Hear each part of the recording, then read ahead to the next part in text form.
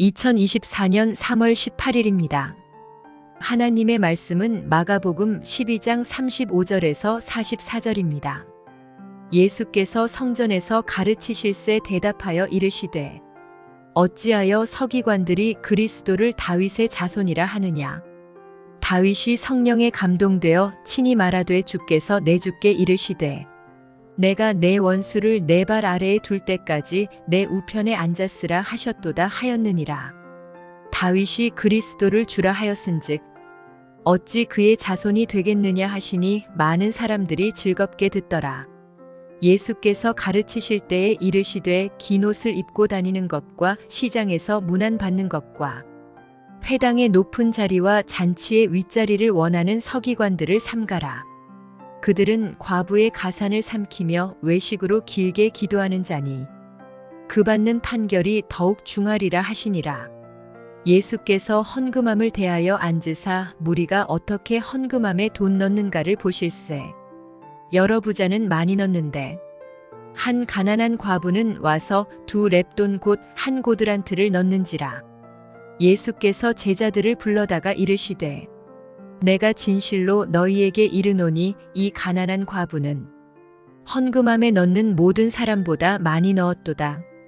그들은 다 그 풍족한 중에서 넣었거니와 이 과부는 그 가난한 중에서 자기의 모든 소유 곧 생활비 전부를 넣었느니라 하시니라.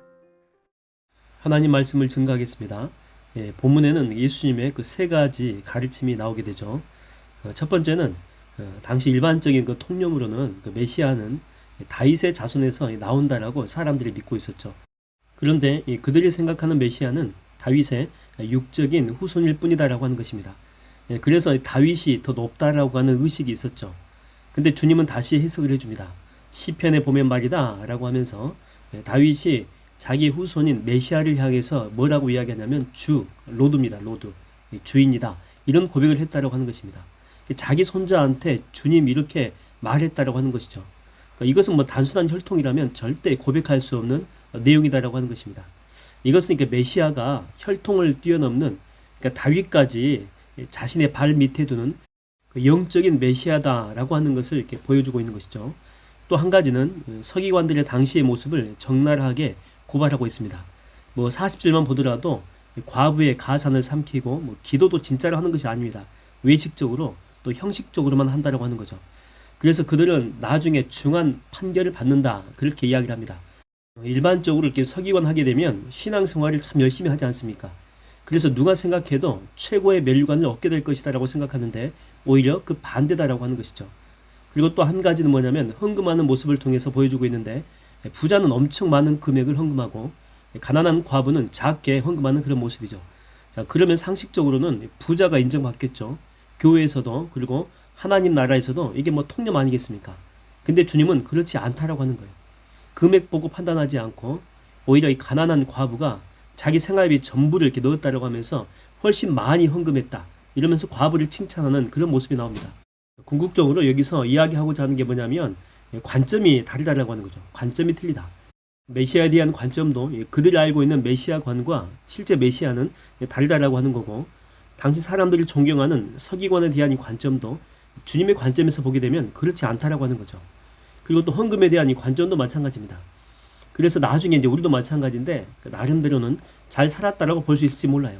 근데 주님의 관점으로 볼 때 심판대 앞에 가가지고 정산을 하게 되면 우리 자신도 전혀 다른 결과가 나올 수가 있다라고 하는 것입니다. 뭐 지금은 많이 없어졌지만 예전에는 공무원 시험 볼 때 가산점이 참 종류가 많았지 않습니까? 군대 다녀오면 가산점이 있고 또 뭐 부모님이 국가를 위해서 뭐 어떤 공을 세웠다 그러면 또 가산점이 있고 뭐 자격증이 있으면 가산점이 있고 그러니까 여러 가지 다양한 가산점 제도가 있었다고 하는 것입니다. 그러다 보니까 어떤 사람이 시험 봤는데 거의 만점 가까이 받았습니다. 뭐 99점 뭐 대단하죠. 근데 이렇게 떨어진 것입니다. 상대방이 됐는데 자기보다 상대방은 시험 못 봤거든요. 근데 그 점수가 그 사람은 100점 만점에 105점이에요. 105점 가산점 때문에. 그래서 합격이라고 하는 것은 원래 시험 잘 본 사람이 돼야 마땅하다고 생각하는데 그렇지 않은 사람이 된 경우가 많이 있었다고 하는 것입니다. 이 성경에 보게 되면 마르다하고 마리아 비유가 나오잖아요. 객관적으로 보게 되면 누가 칭찬받아야 됩니까? 100이면 100 전부 다 마르다를 지목했을 거예요.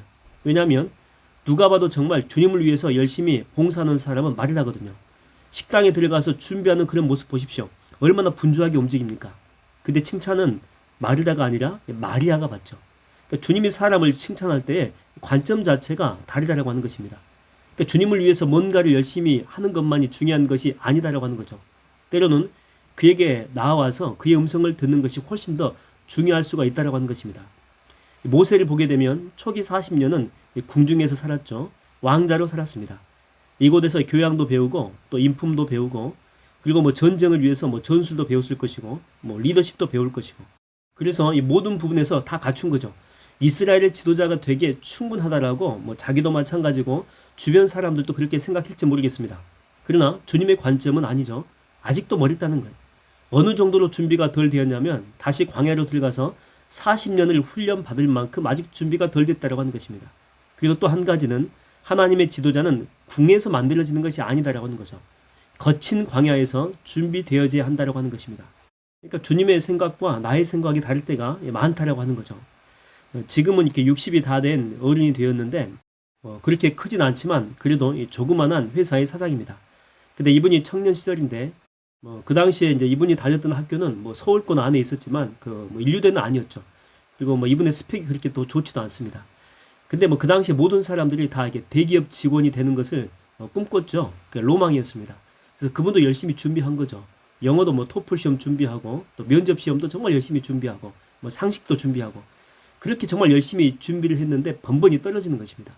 이력서만 뭐 20, 30군데 이상을 넣었다고 합니다. 대기업이 아니어도 그에 준하는 기업에 다 집어넣겠죠. 뭐 상실감과 좌절감이 이만저만이 아니었다라고 해요. 그래서 계속 뭐 취준생으로 있을 수가 없기 때문에 어쩔 수 없이 이것저것 다 안 돼서 원서만 넣으면 바로 갈 수 있는 작은 회사에 들어가게 된 것입니다. 연봉도 뭐 작고 복지 혜택도 거의 없는 그런 회사에 들어가게 된 것이죠. 누가 뭐 너 어디 회사 다니 이렇게 물으면 창피해서 말도 못할 그런 회사였던 것입니다.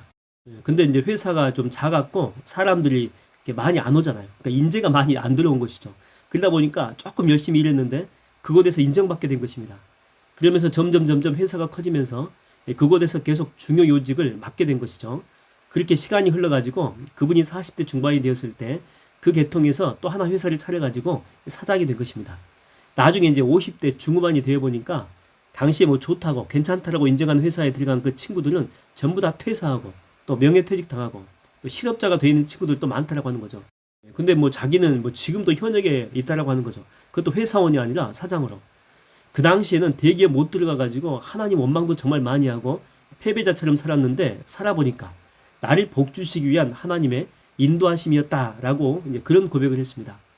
여러분 우리가 어떤 삶을 살든지 중요한 것은 남들 눈에 어떻게 보이느냐라고 하는 것이 아니죠. 하나님이 나를 어떻게 보시느냐 하는 것입니다. 그래서 내가 지금 무엇을 하든지 또 어디에 있든지 주님을 놓치지 않는 것 그게 가장 중요하다라고 하는 거죠.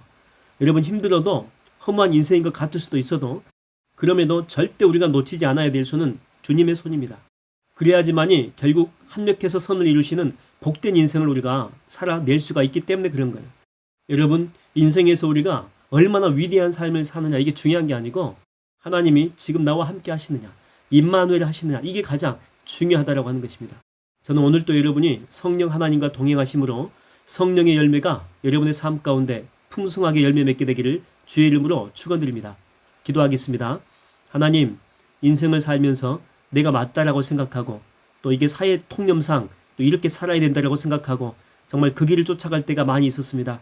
그러나 하나님 우리는 예수 믿는 사람인데 주님의 뜻을 다시 한번 분별할 수 있는 영적인 안목을 허락하여 주시옵시고 정말 하나님이 우리 인생 가운데 함께하여 주시면 어떤 삶이 지금 나를 힘들게 할지라도 결국 합력해서 선을 이루어 가시는 하나님의 영광 성령의 열매 보게 될 줄로 믿고 정말 그 믿음대로 하루하루 주님만 붙들고 살게 하여 주시옵소서.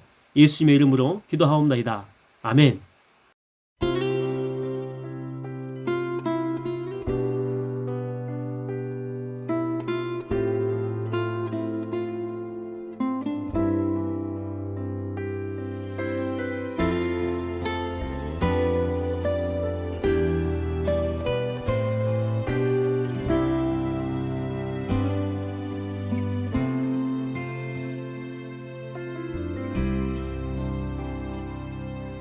내가 걷는 이 길이 혹 굽어도는 수가 있어도 내 심장이 울렁이고 가슴 아파도 내 마음 속으로 여전히 기뻐하는 까닭은 하나님은 실수하지 않으심일세. 내가 세운 계획이 혹 빗나갈지 모르며 나의 희망 덧없이 쓰러질 수 있지만 나 여전히 인도하시는 주님을 신뢰하는 까닭은 주께서 내가 가야 할 길을 잘 아심일세.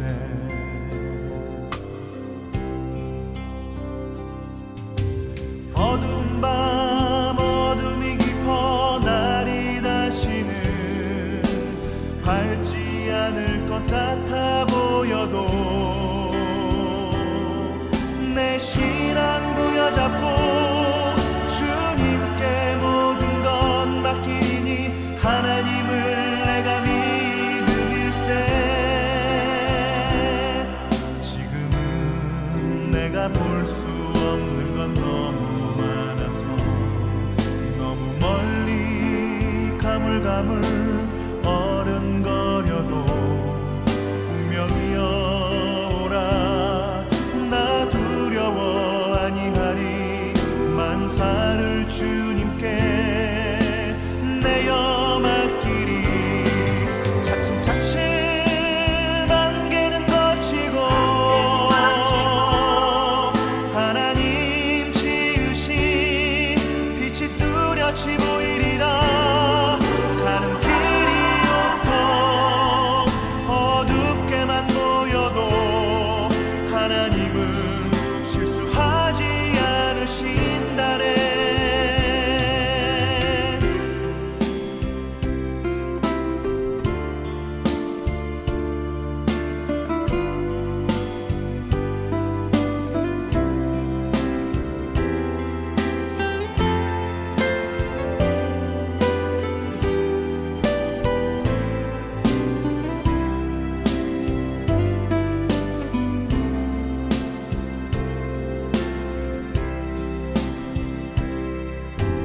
어두운 밤 어둠이 깊어 날이 다시는 밝지 않을 것 같아 보여도